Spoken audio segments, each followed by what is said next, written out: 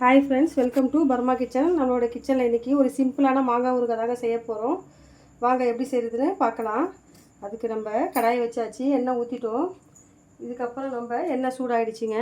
இப்போ இதில் நம்ம கொஞ்சம் கடுகு சேர்த்துக்கலாங்க.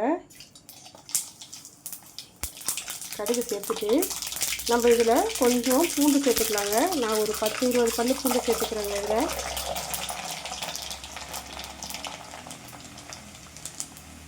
பூண்டு நல்லா பொரிட்டுங்க.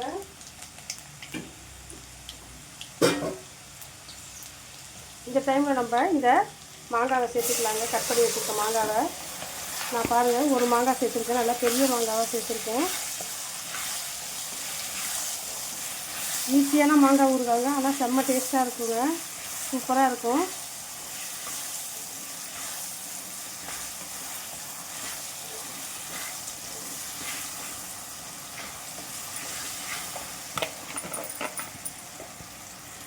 நல்லா பெரிய மாங்காவை எடுத்து இப்படி கட் பண்ணி வச்சுக்கணுங்க. வச்சுக்கிட்டு இந்த மாங்காவை நல்லா கலரி வச்சுருங்க. இப்போ இதில் நம்ம கொஞ்சம் கருவேப்பிலை சேர்த்துக்கலாங்க. இப்போ பாருங்கள், நமக்கு மாங்காய் நல்லா இந்த எண்ணெயில் பாருங்கள் எப்படி வெந்துட்டு பாருங்கள். ஒரு கால்வாசி மாங்காய் வெந்துருச்சுங்க. இந்த டைமில் நம்ம இப்போ பாருங்கள், இந்த மாங்காய் ஊறுகாவுக்கான மிளகாத்தூள் பாருங்கள், ஒரு ஸ்பூன் மிளகாத்தூள் வச்சுருக்கேன். பெருங்காயத்தூள் ஒரு அரை ஸ்பூனு, மஞ்சத்தூள் ஒரு அரை ஸ்பூன் வச்சுருக்காங்க. இதை நம்ம இதில் சேர்த்துக்கலாங்க. நான் வந்துட்டு கலர் எதுவும் போடலைங்க இதில், அதனால நான் இந்த காஷ்மீரி சில்லி நான் நுணுக்கி வச்சுருக்கேன், அதையும் இதில் சேர்த்துக்கலாம். இந்த மாங்காய் ஊறுகாவான உப்பு சேர்த்துக்கலாங்க. இதுக்கு உப்பு சேர்த்துக்கலாம். நம்ம சேர்த்துட்டு இதிலே நம்ம கொஞ்சம் வெல்லமும் போட்டுக்கலாம்.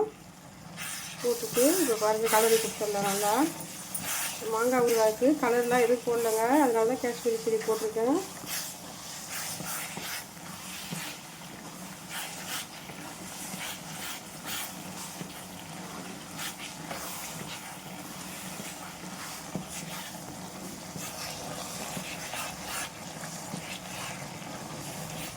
பாருங்கள் எவ்வளோ சூப்பராக மாங்காய் ஊறுகாய் ரெடி ஆகிடுச்சு பாருங்கள். இப்போ நம்ம இந்த டைமில் இப்போ நம்மளுக்கு கடுகும் வெந்தயமும் நான் வறுத்துட்டு தூள் பண்ணி வச்சுருக்கேங்க. அது ஒரு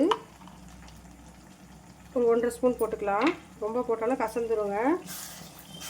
இந்த பொடி நம்ம ஏற்கனவே நுணுக்கி வச்சுருக்கோம். நான் ஏற்கனவே என் சேனலில் மாங்காய் ஊறுகாய் போட்டிருக்கேங்க, அது கூட வேணால் போய் பாருங்கள். இது சிம்பிளான ஒரு மாங்காய் ஊறுகாய் அது, ஆனால் டேஸ்ட்டு சூப்பராக இருக்கும்.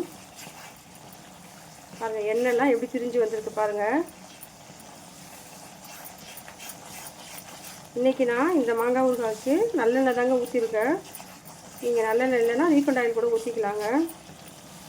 பாருங்கள் மாங்காய் ஊறுகாய் எவ்வளோ சூப்பராக ரெடி ஆகிடுச்சு பாருங்கள். அந்த எண்ணெய்லாம் எப்படி பிரிஞ்சு மேலே வருது பாருங்கள். இந்த டைமில் நம்ம இதுக்கான இந்த ஒரு பெரிய மாங்காய் இதில் நான் ஒரு 2 லெமனை புழிஞ்சிக்கிறேங்க. இந்த லெமன் புழிஞ்சால் தான் சூப்பராக இருக்குங்க இந்த மாங்காய் ஊறுகாய். ஒரு 2 லெமன் புழிஞ்சிக்கலாங்க, அப்போ தான் நல்லாயிருக்கும்.